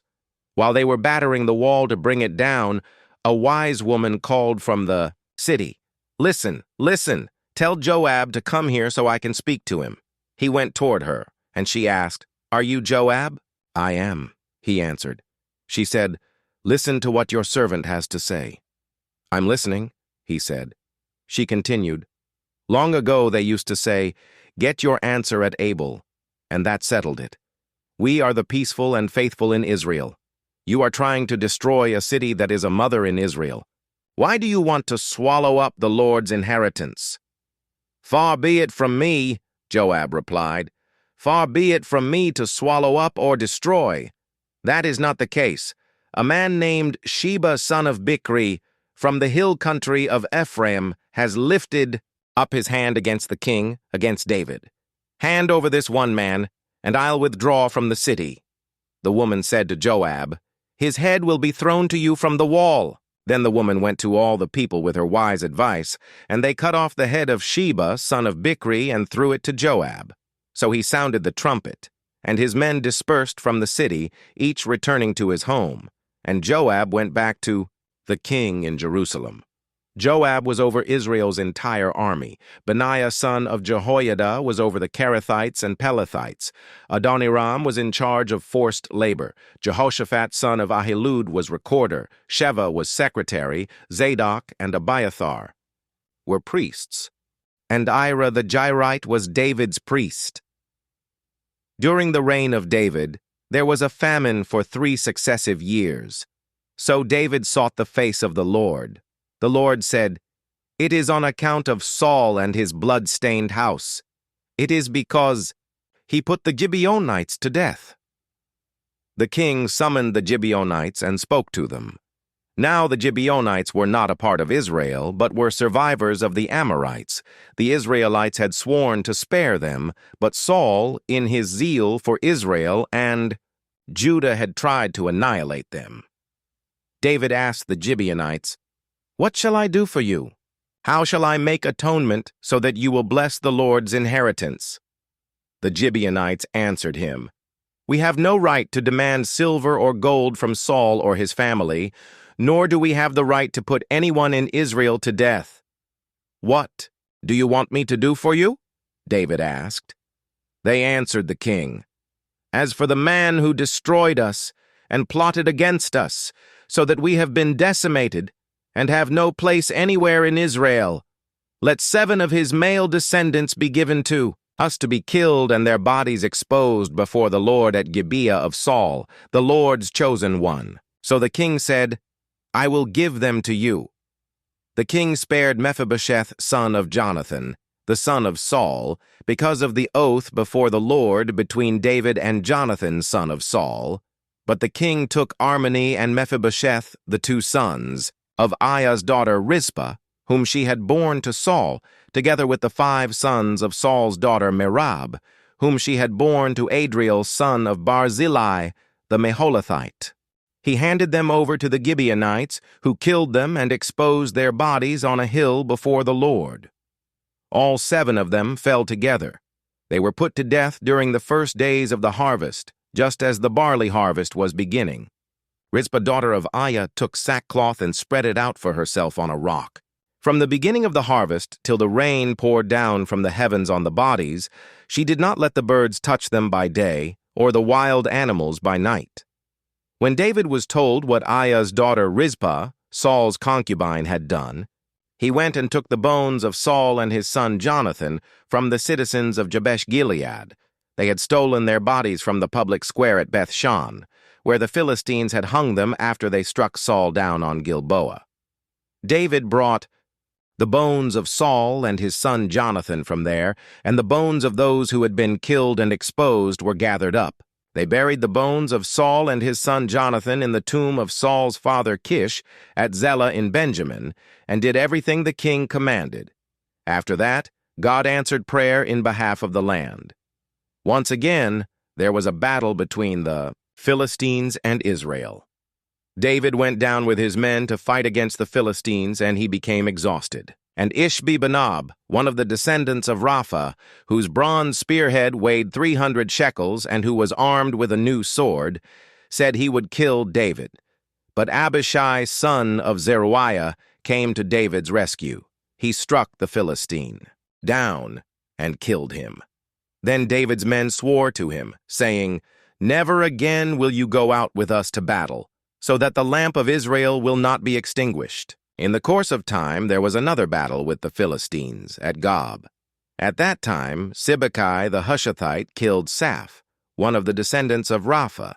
In another battle with the Philistines at Gob, Elhanan, son of Jair the Bethlehemite, killed the brother of Goliath the Gittite, who had a spear with a shaft like a weaver's rod. In still another battle, which took place at Gath, there was a huge man with 6 fingers on each hand and 6 toes on each foot, 24 in all.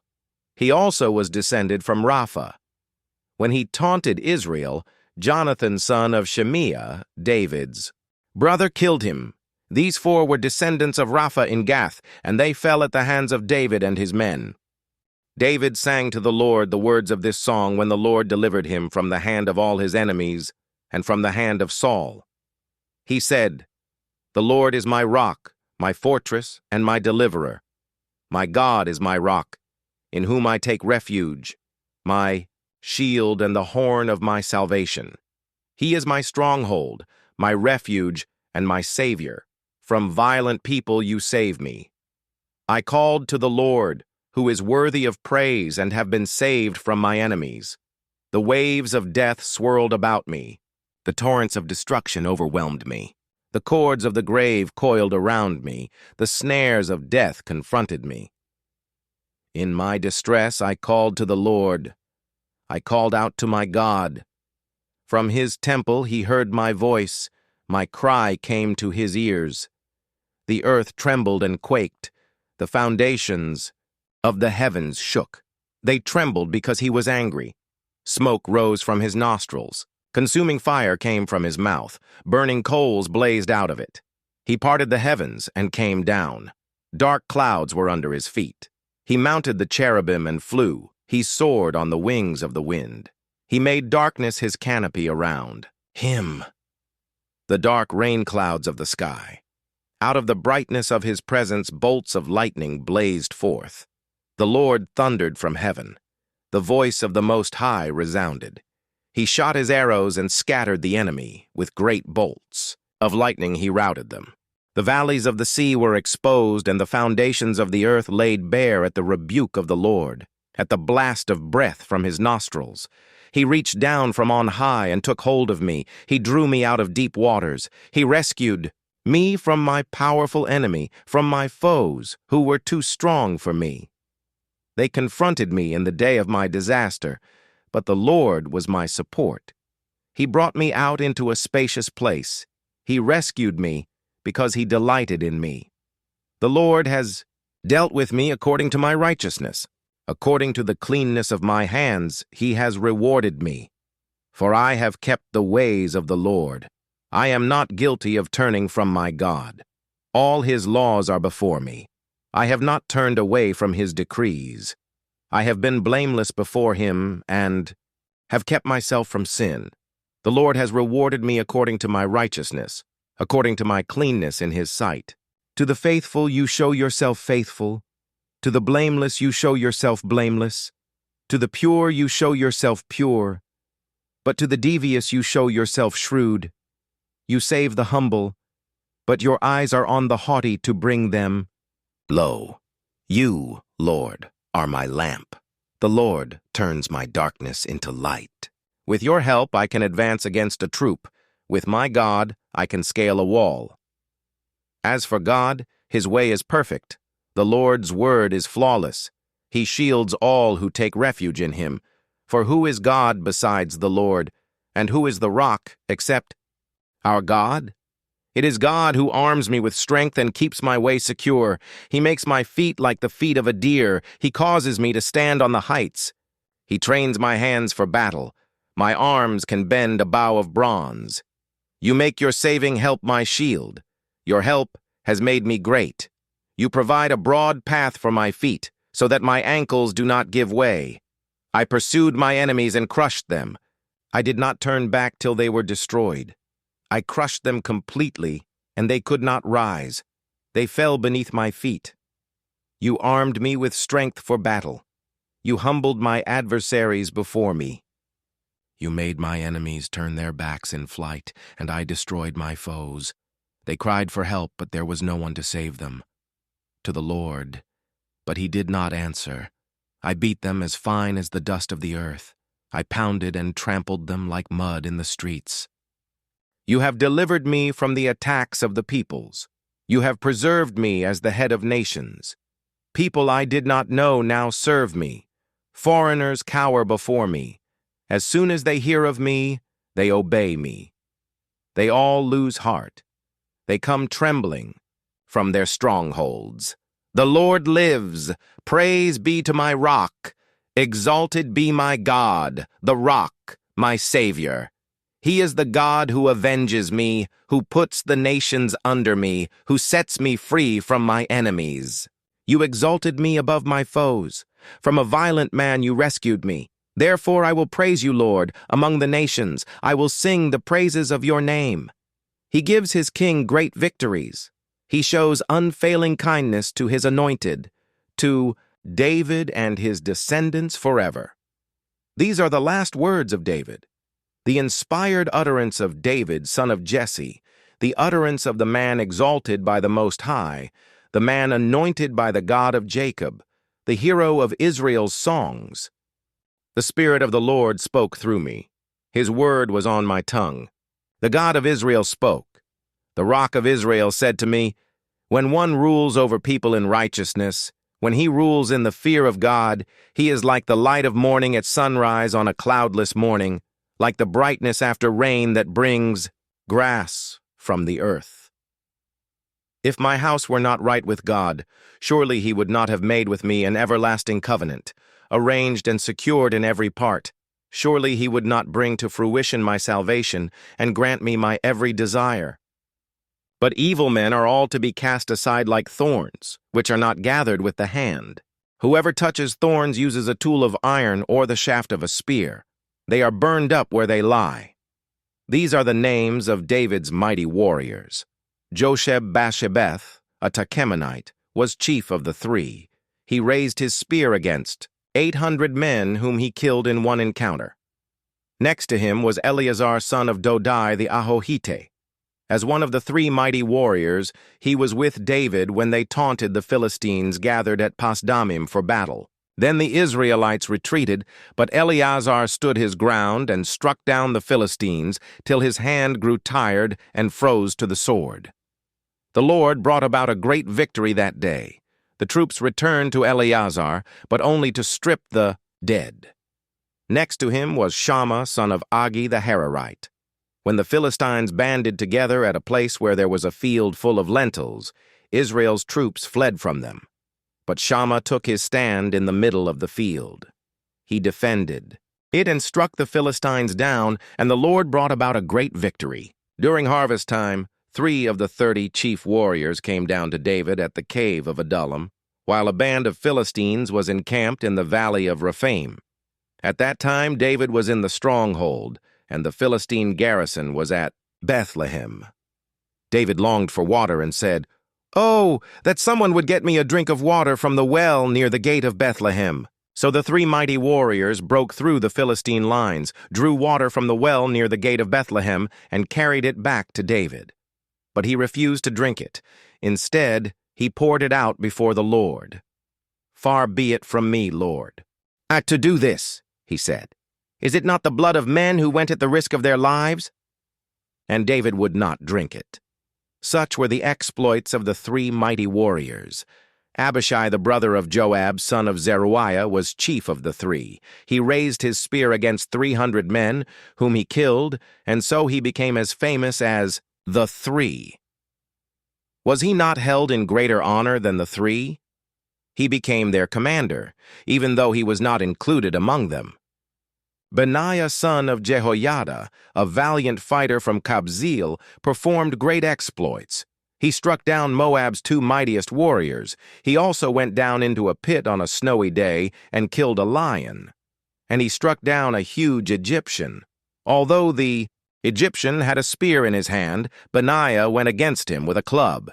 He snatched the spear from the Egyptian's hand and killed him with his own spear. Such were the exploits of Benaiah son of Jehoiada. He too was as famous as the 3 mighty warriors. He was held in greater honor than any of the 30, but he was not included among the 3. And David put him in charge of his bodyguard. Among the 30 were Asahel the brother of Joab, Elhanan son of Dodo from Bethlehem, Shammah the Haradite, Elika the Haradite, Helez the Paltite, Ira son of Ikesh from Tekoa, Abiezer from Anathoth, Sibbecai the Hushathite, Zalmon the Ahohite, Maharai the Netophathite, Heled son of Baanah the Netophathite, Ithai son of Ribai from Gibeah in Benjamin, Benaiah the Pirathonite, Hiddai from the ravines of Gosh, Abi-Albon the Arbathite, Asmaveth the Barhumite, Eliabah the Shalbonite, the sons of Jashan, Jonathan son of Shammah the Hararite, Ahiam son of Sharar the Hararite, Eliphalet son of Ahasbai the Maacathite, Eliam son of Ahithophel the Gilonite, Hezro the Carmelite, Parai the Arbite, Egal son of Nathan from Zobah, the son of Hagri, Zelek the Ammonite, Naharai the Beerothite, the armor-bearer of Joab son of Zeruiah, Ira the Ithrite, Gareb the Ithrite, and Uriah the Hittite. There were 37 in all. Again, the anger of the Lord burned against Israel, and he incited David against them, saying, "Go and take a census of Israel and Judah." So the king said to Joab and the army commanders with him, "Go throughout the tribes of Israel from Dan to Beersheba, and enroll the fighting men, so that I may know how many there are." But Joab replied to the king, "May the Lord your God multiply the troops 100 times over, and may the eyes of my lord the king see it. But why does my lord the king want to do such a thing?" The king's word, however, overruled Joab and the army commanders. So they left the presence of the king to enroll the fighting men of Israel. After crossing the Jordan, they camped near Aroer, south of the town in the gorge, and then went through Gad and on to Jazer. They went to Gilead and the region of Tatim, Hodshi, and on to Danjan, and around toward Sidon. Then they went toward the fortress of Tyre and all the towns of the Hivites and Canaanites. Finally, they went on to Beersheba, in the Negev of Judah. After they had gone through the entire land, they came back to Jerusalem at the end of 9 months and 20 days. Joab reported the number of the fighting men to the king. In Israel, there were 800,000 able-bodied men who could handle a sword, and in Judah 500,000. David was conscience-stricken after he had counted the fighting men, and he said to the Lord, "I have sinned greatly in what I have done. Now, Lord, I beg you, take away the guilt of your servant. I have done a very foolish thing." Before David got up the next morning, the word of the Lord had come to Gad the prophet, David's seer. "Go and tell David, this is what the Lord says, I am giving you 3 options. Choose one of them for me to carry out against you." So Gad went to David and said to him, "Shall there come on you 3 years of famine in your land? Or 3 months of fleeing from your enemies while they pursue you? Or 3 days of plague in your land? Now then, think it over and decide how I should answer the one who sent me." David said to Gad, "I am in deep distress. Let us fall into the hands of the Lord, for his mercy is great. But do not let me fall into human hands." So the Lord sent a plague on Israel from that morning until the end of the time designated, and 70,000 of the people from Dan to Beersheba died. When the angel stretched out his hand to destroy Jerusalem, the Lord relented concerning the disaster and said to the angel who was afflicting the people, "Enough! Withdraw your hand." The angel of the Lord was then at the threshing floor of Araunah the Jebusite.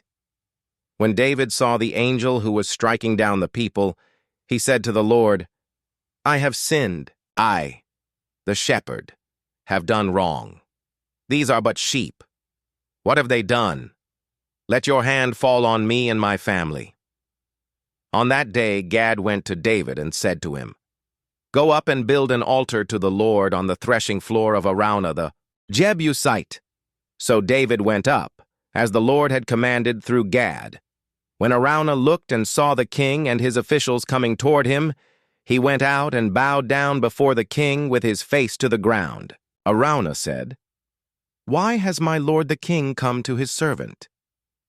"To buy your threshing floor," David answered, "so I can build an altar to the Lord, that the plague on the people may be stopped." Araunah said to David, "Let my lord the king take whatever he wishes and offer it up. Here are oxen for the burnt offering, and here are threshing sledges and ox yokes for the wood. Your Majesty, Araunah gives all this to the king." Araunah also said to him, "May the Lord your God accept you." But the king replied to Araunah, "No, I insist on paying you for it. I will not sacrifice to the Lord my God burnt offerings. That cost me nothing." So David bought the threshing floor and the oxen and paid 50 shekels of silver for them. David built an altar to the Lord there and sacrificed burnt offerings and fellowship offerings. Then the Lord answered his prayer in behalf of the land, and the plague on Israel was stopped.